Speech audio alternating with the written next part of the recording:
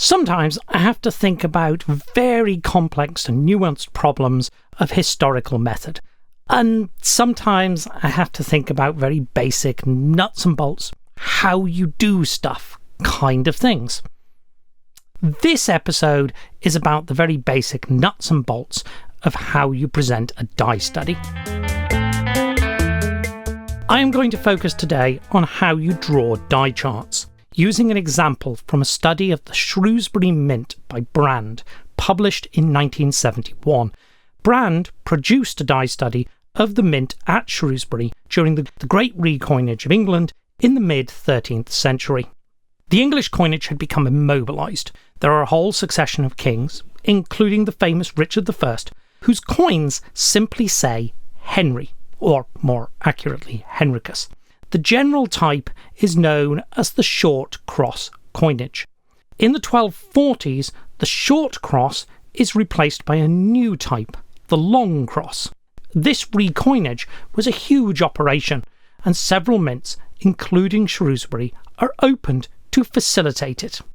Brand's study itself is important to people involved in die studies, even people who do not care about English medieval coinage, because along with the Amphictyonic coinage, it's one of the few cases where accounts of the mint's work can be connected to a die study, and thus an estimate of the productivity of the dies can be made. Not the topic for today, but yes, Isa still has a note to bug me about it. Brand recognised, while doing this, that the visual patterns in die charts could give insight into how coinage was made, because the shape of the chart reflects which obverses are paired with which reverses, and those pairings result from the process of minting. This insight was developed by Bracey, who drew a distinction between chains and clusters of dies, and it is from those insights that inter-die analysis developed in the 2000s. But there was a serious limitation on Brand, which was the need to draw every chart by hand. If we look at Brand's largest die group, we see the problem. This is my copy, but it reflects Brand's original layout, which was drawn as a checkerboard. A checkerboard diagram says nothing about the organisation, but by alternating connected obverses and reverses, it allows for visual clarity the first time you draw it. Because again, most of the things you want to draw are not simple chains.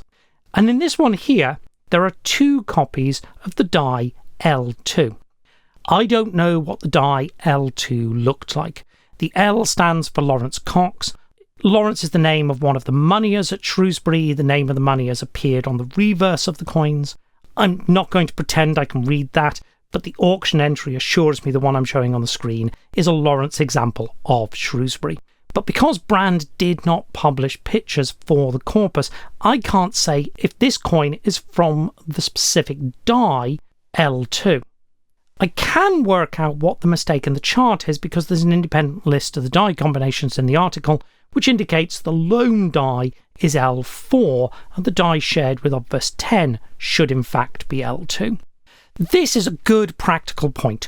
When you publish a die study, you're not just trying to provide the reader with enough information to check your work, you're also trying to provide them with enough information that they can, if they want to, extend the work with additional data. And the Shrewsbury example is a really good example of where this has not gone well. There was a very large hoard of this group of coins discovered subsequent to Brand's article, but it can't be used to extend Brand's study because there isn't enough data to link everything together. And the result is you would have to completely redo the study from scratch to use that new data that we have available. The reason to draw attention to this minor typo is to make the point that drawing charts is hard.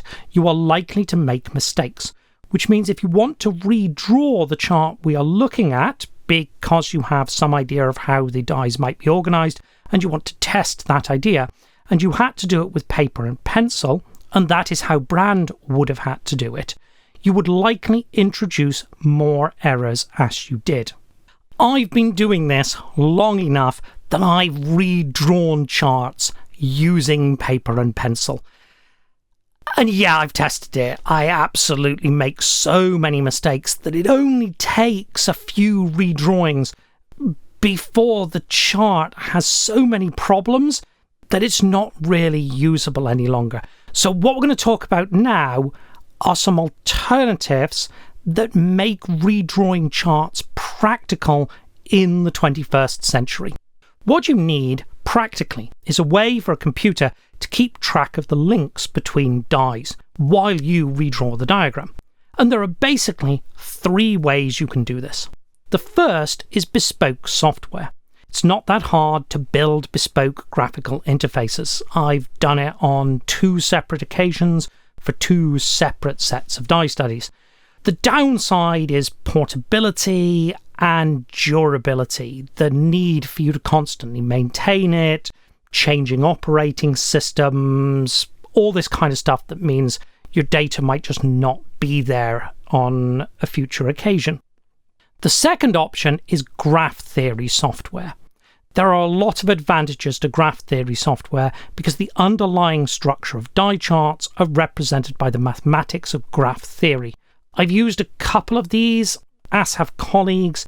The main drawback is that they all have fairly steep learning curves. And the last option is PowerPoint. The useful upgrade to PowerPoint happened while I was working on die studies. Essentially, in newer versions, when you draw a line near a shape, you see a green dot. If you connect the line to the dot, the program makes a connection between the shape and the line. When you move a shape that's connected to a line, PowerPoint redraws the line to the new position so you don't leave it behind.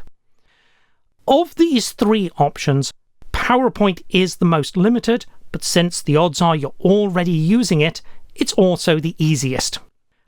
I've used all 3 of these at different points, and it's about fitting your tools to your purposes. On this channel, I usually just use PowerPoint. It's easier for me to give the graphical appearance that I want, and everything I'm dealing with is relatively simple.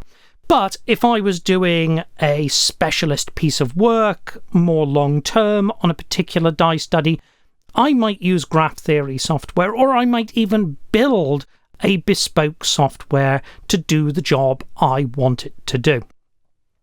Again, it's all about what you need from it.